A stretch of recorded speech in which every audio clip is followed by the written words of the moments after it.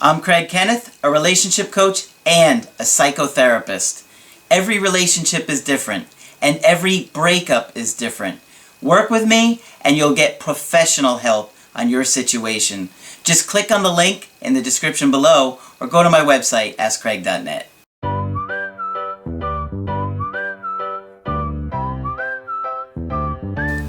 Hi there, I'm Coach Craig Kenneth. Hi there, I'm Coach Margaret. And today we're going to be talking about relationships. What is the rush? What is the rush? It's really important that when you first start dating somebody, you kind of process things and not jump in too quickly. And many people have a tendency to jump into a relationship with somebody that they barely know. That's right. I mean, here's the thing, Margaret. If you got a new job and you started working there for 3 months, how well would you really say you knew your boss? Not very well. Not very well, right? Right. Yet, if you start dating somebody for 2 or 3 months, you're quick to say, I love you. Well, you don't know them very well either. Well, probably my boss didn't provoke those loving, warm, fuzzy hormones either. I'm thinking of my last boss. Oh my God. But, you know, nature makes us drunk. We did a video on this before. Nature makes us drunk when we think we're in a position to fall in love. And we have all those warm, fuzzy hormones, oxytocin, what's the other one? Dopamine. Serotonin. Yes, all those happy hormones. Endorphins. Yes. And adrenaline. Yeah, all those All of happy it. juices get together and make us feel absolutely intoxicated. And besides, we only used to live to 30 back there, and at one point 25, so I guess we didn't have much time to spare. Yeah. But we live much longer now, and it's a much more complicated world. Yep. And even though our chemistry is going to tell us to rush along and procreate, which is its job, we are best advised to slow down a bit. Absolutely. And we're going to talk about that today. Yeah. Because if you go back and you revisit your relationship history, think about how quickly did you tend to jump into a committed relationship and give up your exclusivity and ability to date other people. Because that says something about you. Because you're telling the other person, I find you so valuable that I've decided I'm not going to see anybody else. Well, if you don't really know somebody, that's kind of telling this person that you really don't think very highly of yourself. Because you're quick to give your value away to somebody that you don't really know. Right.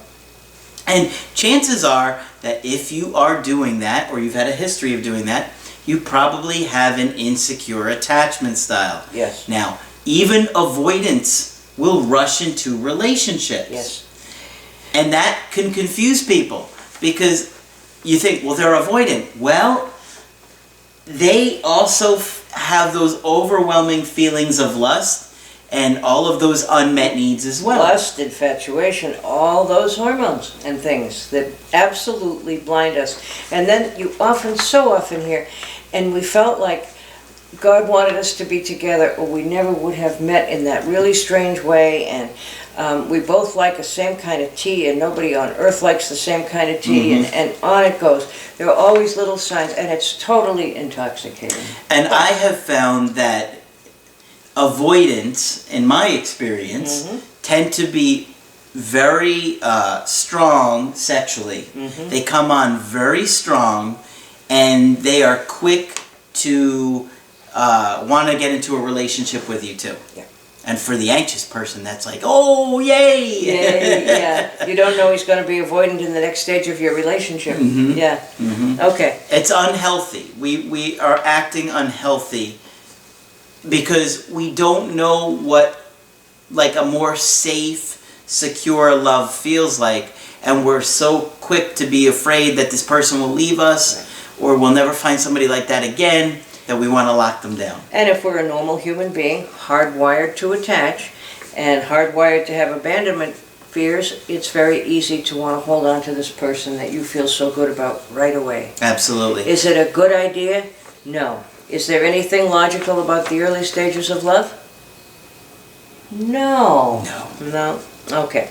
So we're going to look at 5 questions, right? Right. 5 questions to consider, to ask yourself when you're looking at whether or not you should get into a committed relationship or tell that other person that you love them. Okay? So before these 3 magic little words escape your lips, you want to have asked yourself, 1, what makes this relationship different from other times I may have thought it was love? Mm-hmm. If the first question is difficult to answer, take your time, or at least more time, before you say the 3 little words. Ask that question again. Okay. What makes this relationship different from other ones where I thought it was love? That's right. Okay? Mm-hmm. And that's a very profound question, and if you can't answer it, and answer it pretty quickly, then you need to ask yourself again. Absolutely. Yeah, we have so much in common, you know, we like the same kind of tea. There are all kinds of answers. This person to is the very question. thoughtful. Yeah. This person seems to care about others. Yeah, there have to be some good, solid reasons why you think it's different this time. Mm-hmm. And you can think of all the questions, you know, that the advisors in your life have put to you. And, you know, use that experience to ask yourself this question. Okay. Is our relationship developed enough to handle the expectations associated with love?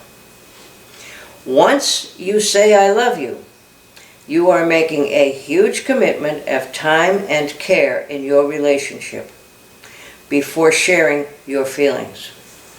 Okay. Make sure that you are in a good place where you can give yourself to your partner fully.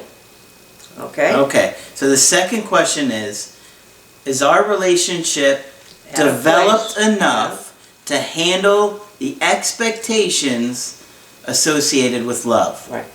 That's a heavy question. Yes, it is. Am I going to be willing to be there when you're sick, when you're sad, when you're hurting, when you're broke, you know,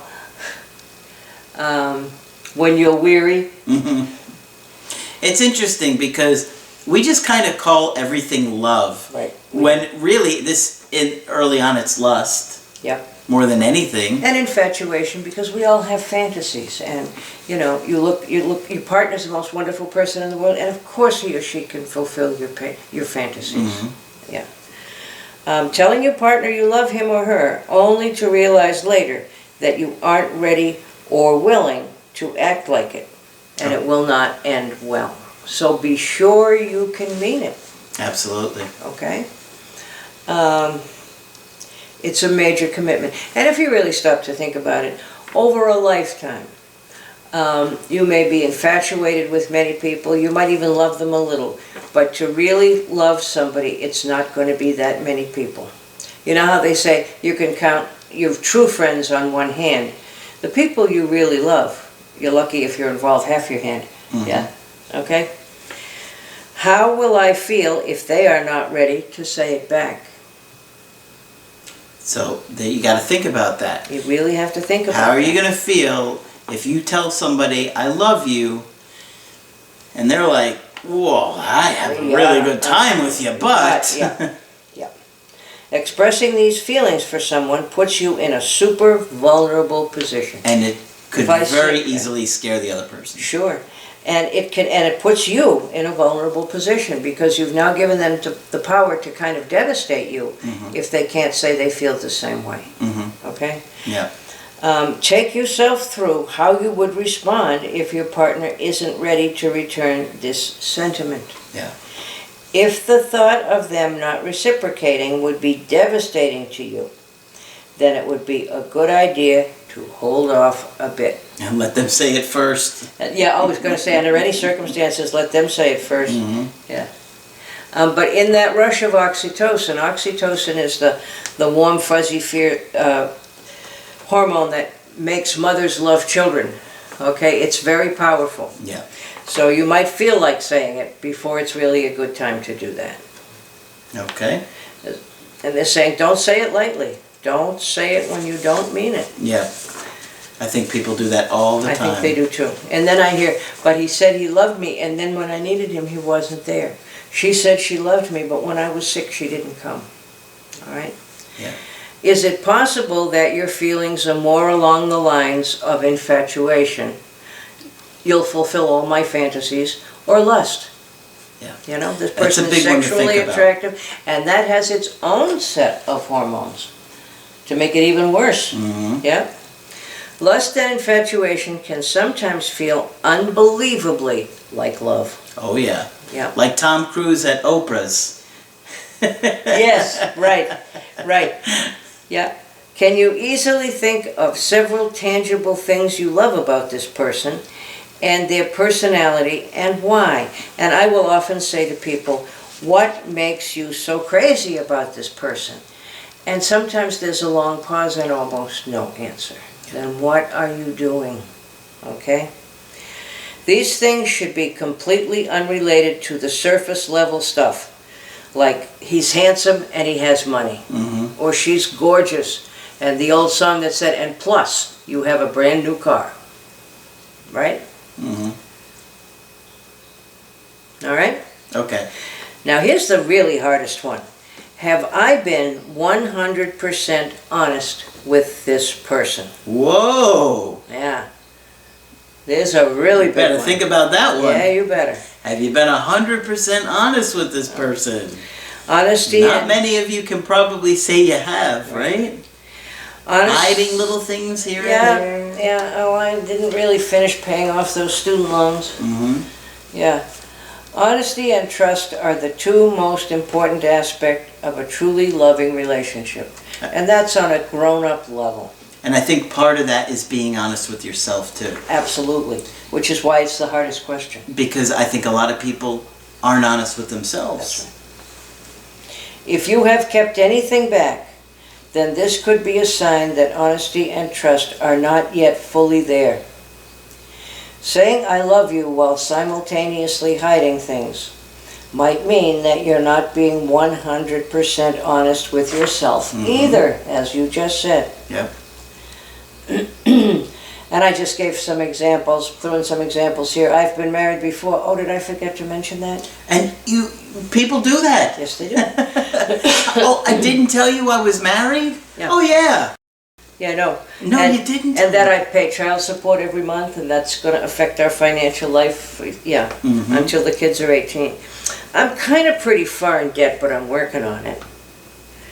I've been treated twice for drugs and alcohol. I literally came across that a couple of weeks ago. Yeah, I went to see this doctor once, and he said I had something called bipolar disorder, but I never took the pills. I served time for 2 years when I was younger, but what happened was not my fault. Never is. No. My divorce isn't quite final, but almost. Have you filed it yet? No. But I've thought about it. Thought about it. So there are many, many areas where, I have a quick temper. I get depressed every 3 months. I love anchovies. We talked about anchovies last week too. That's right. And liverwurst and other god-awful things that most people don't like. Yeah. And I play Mozart 24/7. Or I play heavy metal 24/7, really loud. Yep. So there are all these kinds of things. But once you say I love you, that's serious, grown-up business. Yeah. Yeah. You really need to think about it. Yes, you do. Because if you don't, you're going to wind up getting hurt, they're going to wind up getting hurt, and other people, maybe children or family or friends, they're all going to wind up getting hurt. Right. Because you didn't act like an adult, you didn't deal with things, Right. and you didn't lay a foundation Right. based on honesty and trust and Right. taking your time. Particularly, oftentimes we talk with people who are ending a first marriage maybe and going into a second. Both of you have children. Both of you have child support issues and spouses that you're going to have to deal with around visitation. And that's an awful lot of stuff to work on. Oh, yeah. Yeah. That really can't be blocked out for a really long time by oxytocin and its little friends. Yeah. Yeah. So you got to think about something as important as love before, and a commitment before you just jump into it because it feels good. Right. There's more to it than it feeling good. Yeah. I mean, you're going to hurt somebody or yourself, and you want to look at your attachment and your ability to attach to others in a healthy way.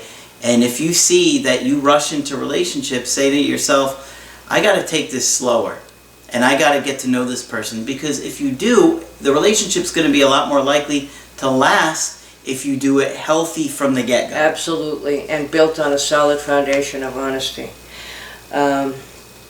So even if your ex does come back around again, you're watching this video because you're trying to get an ex back, don't be so quick to just try and lock them down. No. Because if you rush these kind of things, it could just wind up pushing them away. And you know, you kind of say to yourself, consciously or unconsciously, I don't want this person to ever leave me, so I want to lock them down and get a commitment as soon as I can. Don't do it. Don't do it. Take your time. And one of the other things I always say to people is, the minimum you should know somebody before you think about making a commitment is 1 year. Yeah. Go through the whole cycle of holidays, birthdays, anniversaries of deaths, anniversaries of all kinds. There are people who get, for whatever reason, get depressed in the fall, who get depressed in the spring, who get depressed at Christmas time. There are all kinds of anniversaries that people may not be aware of or not. Yep. But see the whole yearly cycle with someone before you say yes. Yeah. Okay. So, good video, a lot to think about, and hopefully it can put you on a better track if you get into a new relationship or re-attract your ex. Either or, it works in both situations. Yeah. And, you know, remember too, just on a plain old practical level, once you say I love you, that other person, if they want to, can misuse that. Yeah, they can. And if you don't know that person, That well. you're putting yourself at risk. Yeah. All right. So, if you want to get our help personally, just go to my website, askcraig.net. Sign up for the coaching option that works best for you. I do email coaching or I do Skype coaching. If you got to get with me right away, I do offer emergency Skype coaching. Margaret is also doing Skype coaching now. Yes, and many of you have signed up, and I'm very happy about that, and I'm very happy to talk with you. All you have to do is when you go to my website, click on Margaret at the top and it'll show you how to sign up for a coaching with her. But that's it for this video. I'm Coach Craig Kenneth. I'm Coach Margaret. And we will talk with you soon. Hi, I'm Coach Margaret, a relationship coach and a psychotherapist with 35 years experience. Every relationship is different and every breakup is different. Work with me to get professional help on your situation. Go to askcraig.net to sign up for a personal coaching with me.